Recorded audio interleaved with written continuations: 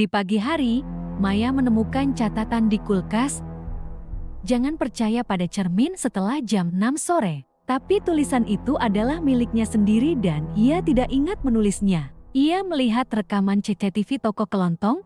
Dirinya membeli susu jam 3 pagi tapi ia yakin sedang tidur lelap. Di kamar mandi, wajahnya di cermin kadang tersenyum saat ia tidak. Suara tetangga menyebut namanya. "Bu Maya, tolong bayar listrik." Tapi ia tinggal sendirian dan belum menikah. Di dompetnya, ia menemukan KTP atas nama Sari Wijaya. Wajahnya sama, tapi tanggal lahir dan alamat berbeda. Ia menerima tagihan rumah sakit jiwa atas namanya untuk rawat inap selama 3 minggu bulan lalu.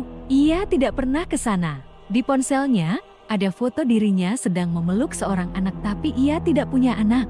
Saat bekerja di kantor, rekan kerjanya bilang, "Kamu aneh banget hari ini. Biasanya kamu lebih galak." Ia menemukan kalung emas di lehernya saat bangun tidur bertuliskan untuk Sari dari ayah. Ayahnya meninggal sebelum ia lahir. Di kamar tidur, selimutnya selalu rapi di pagi hari padahal ia tidur gelisah. Tapi di bantal, ada bekas lipstik merah yang bukan miliknya. Ia mencoba menyalakan lampu tapi cahayanya berwarna ungu seperti di ruang terapi.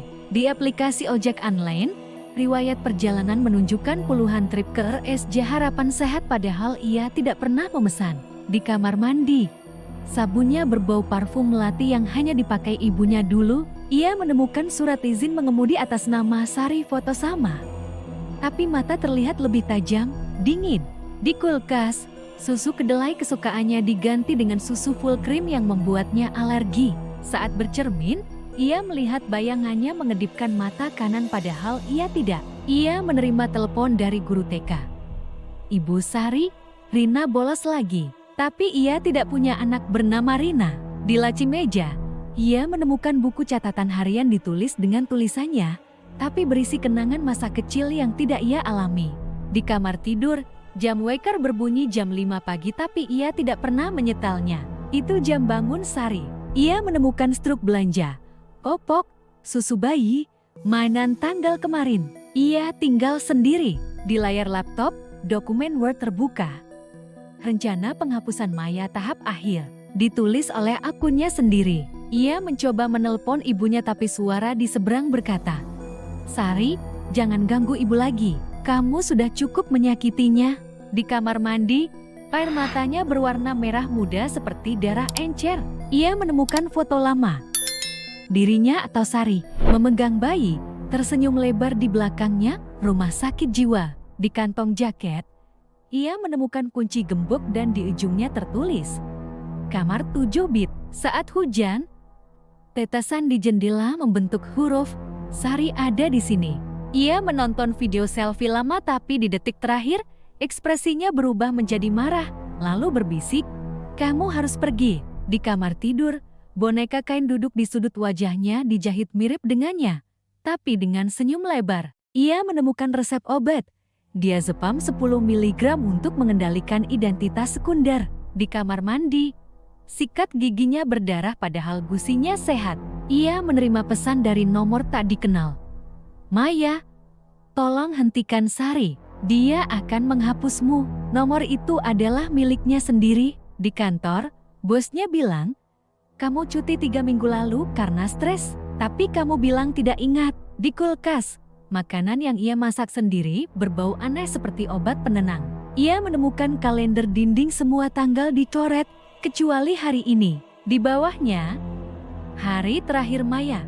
Di layar ponsel, wajahnya di foto profil perlahan berubah ekspresi dari lembut menjadi dingin. Ia menemukan surat dari psikiater. Terapi integrasi gagal. Sari mulai mendominasi. Di kamar tidur, bantalnya berat seperti ada yang menindihnya. Saat diangkat, ada bekas kepala basah. Ia menemukan tiket kereta api Jakarta-Yogyakarta atas nama Sari, keberangkatan kemarin. Di kamar mandi, cerminnya retak dan di balik retakan, matanya terlihat hitam total. Ia menemukan botol parfum melati malam yang hanya dipakai oleh Sari. Di malam hari, ia mendengar suara mengetik dari ruang tamu tapi laptopnya mati. Ia menemukan surat wasiat. "Aku, Sari Wijaya, mewariskan tubuh ini kepada diriku sendiri. Ditandatangani dengan namanya. Di kantong celana, ia menemukan kartu anggota klub ibu-ibu arisan atas nama Sari. Ia mencoba berteriak tapi suaranya keluar sebagai bisikan tenang. Diam, Maya, aku yang menjaga sekarang. Di kamar tidur, jam dinding berdetak mundur. Ia menemukan foto USG di laki usia kandungan 8 minggu. Tapi ia tidak sedang hamil. Di kulkas, telur-telurnya retak dan isinya berwarna hitam. Ia menemukan kalung bayi di lehernya saat bangun tidur bertuliskan Rina. Di layar TV mati, pantulannya menunjukkan dirinya sedang menyusui sendirian. Ia menemukan surat dari sekolah. Ibu Sari, Rina meninggal seminggu lalu. Kami turut berduka. Ia menemukan rekaman suara di voice memo. Hari ke-12, Maya mulai lupa siapa dia. Aku hampir menang. Di kamar mandi, air keran berwarna merah muda berbau logam. Ia menemukan bekas suntikan di lengannya tanpa ingatan kapan itu terjadi. Di kamar tidur, selimutnya berbau susu bayi. Ia menemukan surat izin praktik psikolog atas namanya tapi spesialisasi trauma pasca kehilangan anak. Di kamar mandi, sabunnya berbentuk huruf R. Ia menemukan kalender kehamilan di laci terakhir dicatat, minggu ke-8. Rina kuat. Di kamar tidur, boneka bayi tergeletak di lantai, matanya menatap langit-langit. Ia menemukan surat dari rumah sakit.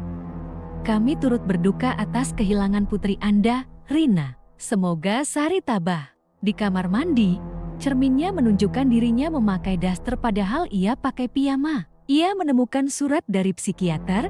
Pasien mengalami disosiasi akibat kematian anak. Identitas Maya adalah pelarian dari rasa bersalah. Di kamar tidur, jam waker berbunyi. Bangun, Bu Sari. Rina nangis. Ia menemukan foto dirinya di makam berdiri di depan nisan bertuliskan Rina Wijaya 2018-2022. Di kulkas, susu bayi masih segar padahal tidak ada bayi. Ia menemukan surat dari dirinya sendiri. Maaf, Maya, tapi aku butuh tubuh ini untuk merawat Rina. Meski dia sudah tiada. Di kamar mandi, air matanya tidak berhenti meski ia tidak sedih. Ia menemukan surat nikah atas nama Sari dan suami yang tidak dikenal. Tanggal pernikahan, ke-2019.